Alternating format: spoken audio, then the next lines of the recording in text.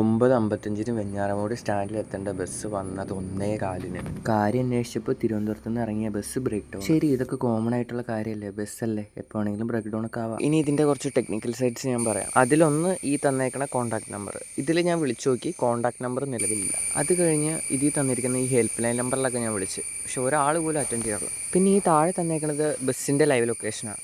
അത് നമ്മൾ ഓപ്പൺ ആക്കിയാലും അത് വർക്ക് ആവുമല്ലോ. അങ്ങനെ 11 മണി ആയപ്പോഴത്തേക്ക് ഒരു നോട്ടിഫിക്കേഷൻ വന്നു. ഈ നോട്ടിഫിക്കേഷൻ വന്നു കഴിഞ്ഞാൽ നമ്മളെന്താ വിചാരിക്കുക, ബസ് അവിടെ നിന്ന് ഇറങ്ങിയെന്ന്.